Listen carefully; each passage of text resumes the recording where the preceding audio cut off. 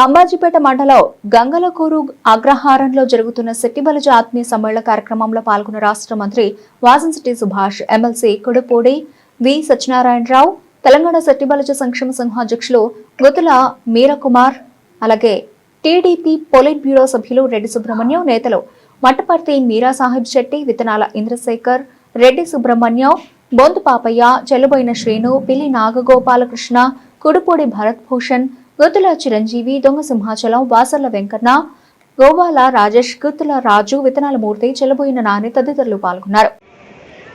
మట్టపర్తి మీరా సాహెబ్ శెట్టి గారికి, గౌరవ ఎమ్మెల్సీ గారు కుడుపూడి సూర్యనారాయణరావు గారికి, జిల్లా టీడీపీ అధ్యక్షులు గుత్తుల సాయి గారికి, అమలాపురం మున్సిపల్ చైర్మన్ రెడ్డి నాగేంద్ర మణి గారికి, వాసుదేవ్ చంద్రబాబు గారికి, గుత్తుల మీరా కుమారి గారికి, గోడాల ఫణి గారికి, దొంగ నాగేశ్వరరావు గారికి, కుడుపూడి భరత్ భూషణ్ గారికి, దొంగ శ్రేణి గారికి, చొల్లంగ సాయిబాబు గారికి, మట్టపర్తి రాయుడు షణ్ముఖరావు గారిని స్మరిస్తూ మనం ఈ రోజున ఈ పరిస్థితుల్లో ఉన్నామంటే మన పెద్దలు ముళ్లబాటగా ఉండే దారిని పూలబాటగా చేసిన మన పెద్దలను స్మరించుకోవాలి. ఒక్కొక్క యుగంలో ఒక్కొక్క టర్మ్లో ఒక్కొక్కడు వచ్చారు. దుమ్మెటి వెంకటరెడ్డి గారు మనకి శెట్టిబలజగా నామకరణం చేసిన తర్వాత ఆ రోజుల్లోనే మన ఐక్యత ఏంటనేది ఒక ఫోన్ కూడా పోస్ట్ కార్డుల ద్వారానే ఏదైనా విషయం తెలియజేసి ఆ టైంలోనే 50,000 మందితో మీటింగ్ పెట్టడం. తర్వాత వాళ్ళ ఐక్యత పాడవుతుంది, మనం ఇటు వెళ్తున్నాం అనే పరిస్థితుల్లో ఒక వ్యక్తి కష్టాల్లో ఉన్నప్పుడు కోరటం, డబ్బు లేకపోయినా అది బలంగా వాట్సాప్ సోషల్ మీడియాను ఉపయోగించి అతను సాయం చేయండినో, సాయం చేసి వ్యక్తికి దగ్గర తీసుకెళ్లి సాయం చేయటం, అలాగే ధన సాయం మనకున్నంత సాయం చేయటం. ఈరోజు నాయకత్వం, బలమైన నాయకత్వంతో ముందుకు రావాలి అంటే సేవే మార్గం, సేవే శాశ్వతం, అందులో ఏ విధమైన సందేహం లేదు. ఈరోజు పొలంలో చాలా తక్కువగా ఉంటాయి సెటిల్మెంట్ బ్యాచ్లు. ఆ సెటిల్మెంట్ బ్యాచ్ పట్ల మనం ఖచ్చితంగా మెలకుగా ఉండి తీరవలసిందే. చాలా మంది అంటా ఉన్నారు, ఎందుకంటే మనోళ్ళు మనమే తిడతా ఉంటారని. మన ఐక్యత పెంచాలి అంటే ఇలాంటి సెటిల్మెంట్ బ్యాచ్ ని తొంగలోకి తొక్కు తీరాల్సిందే. మన వాళ్ళు సాయం కోసం వెళ్తే ఆ సాయం చేస్తామని కూర్చోబెట్టి వాళ్ళ దగ్గరే డబ్బులు దొబ్బే వాళ్ళు ఏమనాలి? ఖచ్చితంగా ఈ సెటిల్మెంట్ బ్యాచ్ తొంగలోకి తొక్కకపోతే ఐక్యత ఖచ్చితంగా పాడై తీరుతుంది. మన దాంట్లో చాలా తక్కువ ఈ సెటిల్మెంట్ బ్యాచ్లు. అలాంటివి నా చెవును వినపడినా సరే ఉపేక్షించేది లేదని మాత్రం ఖచ్చితంగా చెప్తా ఉన్నాను నేను. అలాగే ఇంక సేవ విషయానికి వస్తే ఎస్ఏఎఫ్ నిర్మించాను. ఎస్ఏఎఫ్ని నా మానసిక పుత్రికగా ముందుకు తీసుకుని వచ్చాను. ₹1 కోటి విరాళం ఇస్తానన్నాను, మొన్న ఇచ్చాను.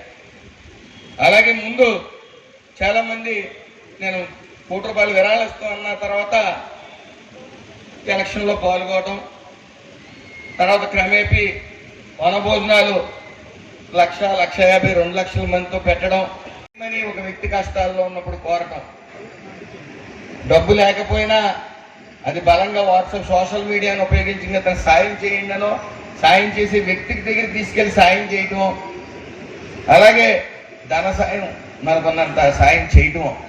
ఈరోజు నాయకత్వం, బలమైన నాయకత్వంతో ముందుకు రావాలి అంటే సేవే మార్గం, సేవే శాశ్వతం, అందులో ఏ విధమైన సందేహం లేదు. ఈరోజు పొలంలో చాలా తక్కువగా ఉంటాయి సెటిల్మెంట్ బ్యాచ్లు. ఆ సెటిల్మెంట్ బ్యాచ్ పట్ల మనం ఖచ్చితంగా మెలకుగా ఉండి తీరవలసిందే. చాలా మంది అంటా ఉన్నారు, ఎందుకంటే మనోళ్ళు మనమే తిడతా ఉంటారని. మన ఐక్యత పెంచాలి అంటే ఇలాంటి సెటిల్మెంట్ బ్యాచ్ ని తొంగలోకి తొక్కు తీరాల్సిందే. మన వాళ్ళు సాయం కోసం వెళ్తే ఆ సాయం చేస్తామని కూర్చోబెట్టి వాళ్ళ దగ్గరే డబ్బులు దొబ్బే వాళ్ళని ఏమనాలి? ఖచ్చితంగా ఈ సెటిల్మెంట్ బ్యాచ్ తొంగలోకి తొక్కకపోతే ఐక్యత ఖచ్చితంగా పాడై తీరుతుంది. మన దాంట్లో చాలా తక్కువ ఈ సెటిల్మెంట్ బ్యాచ్లు. అలాంటివి నా చెవును వినపడినా సరే ఉపేక్షించేది లేదని మాత్రం ఖచ్చితంగా చెప్తా ఉన్నాను నేను. అలాగే ఇంకా సేవ విషయానికి వస్తే ఎస్ఏఎఫ్ నిర్మించాను. ఎస్ఏఎఫ్ని నా మానసిక పుత్రికగా ముందుకు తీసుకుని వచ్చాను. ₹1 కోటి విరాళం ఇస్తామన్నాను, మొన్న ఇచ్చాను. అలాగే ముందు చాలా మంది నేను ₹1 కోటి విరాళం ఇస్తామన్న తర్వాత ఎలక్షన్లో పాల్గొనడం, తర్వాత క్రమేపీ వనభోజనాలు 1,00,000, 1,50,000, 2 లక్షల మందితో పెట్టడం చేస్తున్నారని మనందరం మెచ్చుకోవాల్సిన విషయం.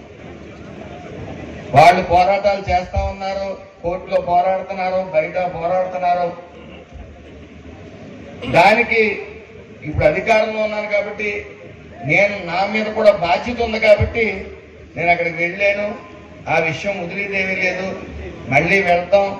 అలాగే వాళ్ళు కర్మగాలి కానీ బీఆర్ఎస్ అని పార్టీ పెట్టి వచ్చారంటే ఈ ఆంధ్ర రాష్ట్రం కాలు కూడా వాళ్ళని పెట్టడం అని మరి ఖచ్చితంగా నేను తెలియజేసుకుంటా ఉన్నాను. వాళ్ళు బీఆర్ఎస్ పెట్టినా ఏం పెట్టినా తీవ్ర అన్యాయం ఈ సెటిబల్లికి చేశారు కాబట్టి ఆ గంట ముక్కు పంతులు కానీ వాళ్ళ తనయుడు కానీ ఎవరు వచ్చినా సరే ఆంధ్ర రాష్ట్రంలో తరివేస్తామని మాత్రం ఖచ్చితంగా తెలియజేసుకుంటూ పోరాటాలు ఐక్యత అక్కడ కూడా కొనసాగుతున్నాయి.